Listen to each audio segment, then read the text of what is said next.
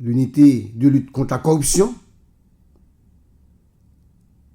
Dans le même rapport ça que le rend public hier, il m'a dit, ou l'autre fois encore, je me dis, pour mettre action publique en mouvement, mesdames et messieurs, contre le directeur général ONA, ancien directeur, M. Djemlé, un jeune brillant, et qui passait environ 2 ans dans tête ONA. Il a pas le directeur ONA, c'est après la mort de Chisnel Pierre, qui a pas mourir subitement, dans Gonaïve, et mesdames et messieurs, il a pas une commission de 3 personnes, qui a gagné lui-même, qui a gagné 2 autres membres de l'ONA, et finalement, M. Pralvin, directeur de l'ONA. Enquête ça, que nous allons parler de Lila, il a fait suite à un série de soupçons de corruption qui gagnaient autour d'un ensemble de contrats de location de véhicules que l'Office national d'assurance ONA, durant la période juillet 2021 à février 2023, mesdames et messieurs. L'objectif principal de l'enquête, ça, c'est conduit et investigation sous contrat de location de véhicules exécuté par l'ONA, etc., etc. Commission, il était sollicité et il était obtenu de l'ONA copie de contrat de location de véhicules qui passait sous l'administration Djemlé Jean-Baptiste, Marc Djemlé Jean-Baptiste, durant la période allant de juillet 2021 à février 2023. Et en même temps, il a demandé pour le débat tout ensemble de pièces justificatives. L'inventaire tout global de parc automobile institution 1, budget avec plan annuel de passation du marché public, exercice fiscal 2020-2021, 2021-2022, 2022-2023, qui est validé par la Commission des marchés publics. Il a demandé le document ça. Et c'est à partir du document ça, l'USCC va le mener enquête là, mesdames et messieurs. Après analyse du document que Djemlé Jean-Baptiste a remis à l'USCC, l'USCC dit découvrir existence un ensemble de contrats de location de véhicules qui passaient entre ONA avec un série de monde, et ceci sous administration Djemlé Jean-Baptiste. Pour location machine Sayo, directeur général d'alors, à savoir Djemlé Jean-Baptiste, selon l'ULCC, il dépensait la somme de 61 294 823 gourdes, mesdames et messieurs. Pour période que nous sommes parlé là, exercice 2020 à 2023, 2020-2021, 2021-2022, 2022-2023, donc il dépensait 61 294 823 gouttes, 74 centimes, mesdames et messieurs. On go comme. Selon l'ULCC, pour Djemlé Jean-Baptiste justifier lui, les étapes tendelles, il reconnaît l'existence de contrats de location de véhicules, ça mais le fait qu'on est que la pauvreté du parc automobile de l'institution générale ONA, donc le fait que pas de machine n'est pas qu'automobile ONA, t'es contre une direction générale l'IA que le dirigé pour demander à la direction administrative ONA pour le faire suivi pour location en série de machines pour besoin institution. C'est ça Djemlé dit enquêteur. Dans l'administration publique là, genre de affaires ça yo doit respecter la règle de passation de marché public conformément au prescrit de la loi selon ça ULCC dit. Toutefois, selon ULCC toujours, aucune règle minimale n'a été respectée. ULCC, dans le rapport là, sur location de machine, qui ça le dit. Les marchés de location de véhicules conclus par l'ONA de juillet 2021 à février 2023, donc 2 ans, ne respectait pas les normes de passation de marché public. Et toute location machine qui fait de juillet 2021 à février 2023, ils n'ont pas respecté le marché public. Sur l'exercice fiscal 2021-2022, entre octobre 2021 à septembre 2022, on a conclu des marchés pour environ 40 millions 9 400 gouttes, mesdames et messieurs. Exercice fiscal 2021-2022, entre octobre 2021 à septembre 2022, on a loué machine. Ok? Il conclut des marchés pour environ 40 millions, mesdames et messieurs, 40 millions 9 400 gouttes. 40 millions 9 400 gouttes. D'après ça, rapport révélé. Et on dit, montant ça, il dépassait largement seuil d'intervention CNMP qui fixait à 25 millions. Donc, l'argent qui est débloqué sur le USCC, il dépassait seuil légalement que CNMP lui-même lui fixé. Et c'est la loi, mesdames et messieurs, pris par arrêté le 25 mai 2012 en vigueur jusqu'au 30 mai 2022. Non. Ok. Ça m'a dit là, 25 millions de gouttes fixés, les garantis par l'arrêté du 25 mai 2012 en vigueur. Je dis encore dans le document, jusqu'au 30 mai 2022, et, ok, seuil ça qui était fixé, il était valable jusqu'au 30 mai 2022. Et il était venu fixé à 16 millions de gouttes par arrêté pris en date du 1er juin 2022 en ce qui concerne les seuils des marchés de fourniture. Donc, la première loi qui te dit que c'est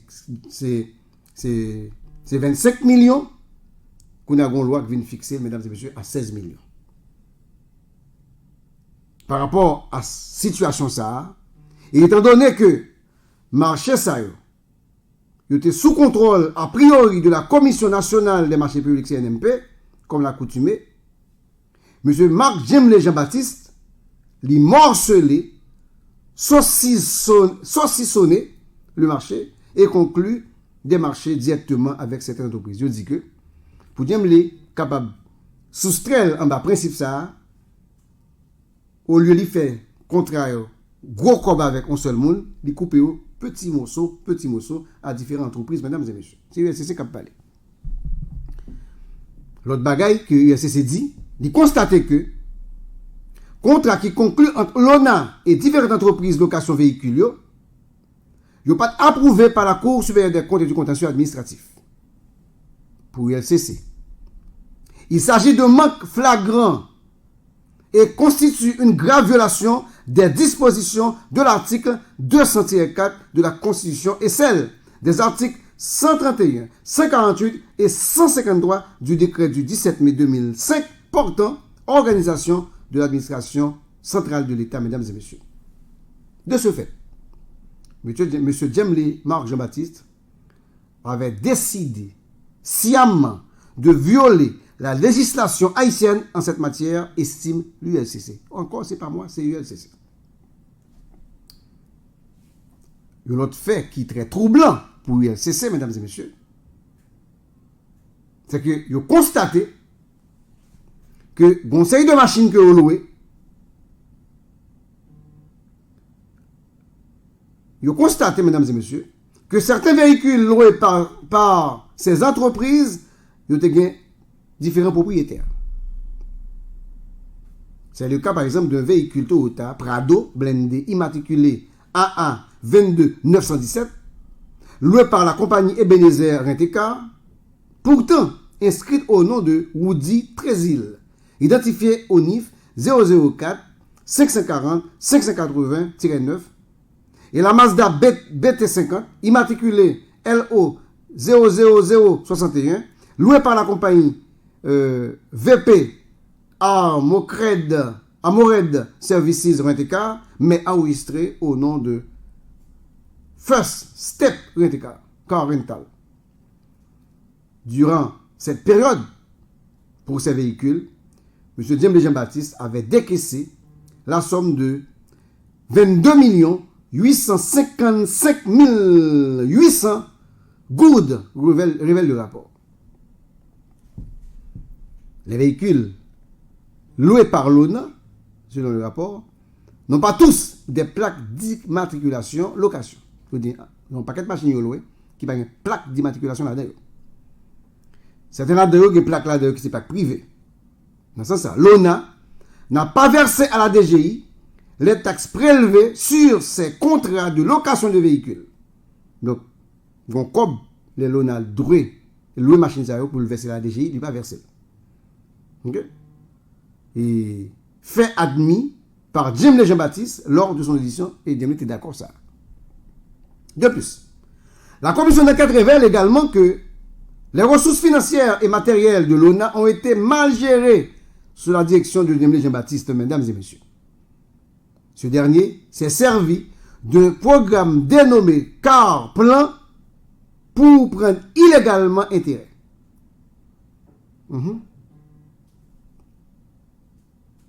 Ce programme, selon USCC, est là pour faire bénéficier les directeurs techniques ou de rayons des véhicules financés par les fonds de l'ONA. C'était rôle plan ça, Car Plan, était un programme pour te faire directeur directeur technique avec directeur rayon bénéficier machine.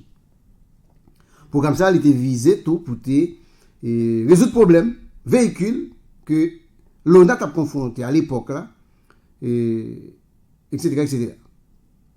James Jean-Baptiste figurait sous liste bénéficiaire. C'est ça rapport a dit. Il dit, monsieur Bay tête li, un Toyota Land Cruiser modèle 2021 qui a un blindage de niveau 6 qui coûte à l'État haïtien un total de 160 000 dollars américains. Peut-on lire dans le rapport de l'ULCC. Nous dit dans le programme ça qui c'est Car Plan qui était là pour directeur technique, directeur rayon. James Lee Bay tête aux machines la donne selon le rapport qui est évalué à 160 millions de dollars. 160 000 dollars américains. Selon l'ULCC, il a pris un intérêt direct alors que tous les fonds de l'ONA étaient sous son contrôle et sous sa surveillance. Je dis, monsieur, pas qu'il doit faire ça, parce que tout fonds l'ONA, c'est sous contrôle et sous surveillance qu'il était. De plus, il est précisé que dans le préambule du contrat Car Plan, que la direction générale de l'ONA a adopté ces dispositions pour le bon fonctionnement de l'institution tout en sauvegardant ses intérêts. Il dit dans ça qui dit dans le préambule, programme ça, il dit que c'est pour comme ça, c'était pour protéger, machine ça pour te protéger, intérêt, pour disposition, c'était pour bon fonctionnement de l'ONA et il pour engagement pour faire l'intérêt ONA. D'après ce rapport a dit, et pour lui-même, son cas typique de conflit d'intérêt entre l'agent public qui était Marc James Jean-Baptiste à l'époque et les intérêts de l'ONA dont il était tenu de préserver. Donc, il y a un conflit d'intérêt parce que James était en même temps directeur, en même temps tout, il a bénéficié de bagailles que le pas de bénéficier. De cette même opération, toujours d'après l'enquête là, il avait choisi de protéger ses intérêts privés aux dépens de ceux de l'institution en prenant illégalement un intérêt. Le fait que monsieur accepté pour la prendre assez pour une machine comme ça, donc monsieur fait pour le protéger propre intérêt pâle au détriment de l'intérêt l'ONA. Dans le même sens là, le rapport a fait connaître que enquêteur de l'ULCC, il arrive à découvrir que James Lee fait Stéphanie Modestin, directrice adjointe de l'ONA, mesdames et messieurs, et en même temps tout, il fait chef cabinet monsieur Rosemond Aspiller, il va deux mois à bénéficier de 2 machines dans le même programme qui totalise un montant de, mesdames et messieurs, 17 516 millions de gouttes. 17 516 000 goudes, pardon. Dans le même programme, non, USC dit, Jemle Jean-Baptiste fait chef cabinet là, Aspiler, c'est Truman, ou bien Roseman, par contre, non, monsieur trop bien, c'est le ministre de carrément. Et il fait monsieur bénéficier avec Stéphanie, 2 machines qui évaluent à 17 516 000 goudes, mesdames et messieurs. L'unité de lutte contre la corruption, il accusé Jemle Jean-Baptiste en même temps de détournement de biens publics. C'est un chargé Jemle. Selon ULCC, Jemle Marc Jean-Baptiste, en occupant cette fonction ad intérim, avait fait une mauvaise utilisation du parc de véhicules de l'ONA. Je dis, monsieur, tu mal géré par automobile l'ONA. Et il dit, alors que l'institution est confrontée à de sérieux problèmes de véhicules, monsieur Jemle Jean-Baptiste, il était décidé, mesdames et messieurs, mettez à la disposition des agents de la police nationale d'Haïti, PNH, lors de la période PILOC, septembre à novembre 2022, des véhicules de l'ONA écrits du LCC. Donc, il s'est dit, Jemle prend machine ONA pour le prêter la police dans la période PILOC là, pour aller débloquer la rue. Et pour justifier l'action, ça, Jemle que vous attendez. Jemle Jean-Baptiste déclare. Ok? Il était agi comme ça, sous l'ordre ministre de tutelle, M. Rico Odney. Donc c'est Odney, ministre des Affaires sociales, qui sous tête ONA, qui était dans l'ordre là, que lui-même, lui exécuté, mesdames et messieurs, à la lettre. L'affectation irrégulière, en dehors de tout cadre administratif et institutionnel à la PNH, durant la période de PILOC, des véhicules appartenant à l'ONA, constitue un cas classique de détournement de biens publics imputable à Jemle Jean-Baptiste selon l'ULCC. Donc, je dis ça, M. Feya, son détournement de biens publics. Car le détournement résulte, au sens de la loi, d'une utilisation des biens publics à des fins étrangères. Donc, le fait que pour machine ONA ou dans notre service, donc, il y a le détournement de biens publics. L'ULCC, de l'autre côté, évoquait des cas d'abus de fonction faits par Jemle Jean-Baptiste lors de sa fonction. Le rapport a révélé qu'en CDG, il était préféré louer en nette violation de la loi des véhicules au nom de l'ONA, dont des blindés, pour des sommes exorbitantes. Je dis que monsieur était préféré prendre l'argent pour louer machine en violation, mesdames et messieurs, de la loi. Et il dit dans la note là, dans le rapport, à cause de ces contrats et autres actes irréguliers, le Trésor public accuse un manque à gagner d'environ 61 294 823 gourdes et 74 centimes. C'est comme ça, à cause du comportement, monsieur Jemle Jean-Baptiste, que l'État gagne comme manque à gagner. Et en même temps, tout le gagner la somme de 160 000 dollars américains en passant illégalement des marchés publics, en prenant illégalement un intérêt dans les opérations de l'institution et en procurant aux entreprises co-contractantes des avantages indus au détriment de l'ONA, fait remarquer l'ULCC. Alors, il est chargé Jemle net. Par conséquent, l'ULCC recommande que l'action publique soit mise en mouvement contre l'ancien directeur général de l'ONA, Jemle Jean-Baptiste, pour détournement de biens publics, abus de fonction, passation illégale de marchés publics, prise illégale d'intérêt, mesdames et messieurs. Donc l'ULCC qui est chargé Jemle Kouliba, mesdames et messieurs. Même genre avec Nenel Kassi, nous avons dit Jemle hier, comme nous avons fait un article, parce que ça m'a appelé là son article, Gazette écrit par rapport à appelé nous. C'est article que Gazette produit à partir du rapport. Mais tout ça, c'est dans le rapport que nous prenons. Nous n'avons pas inventé rien. Nous avons les messieurs.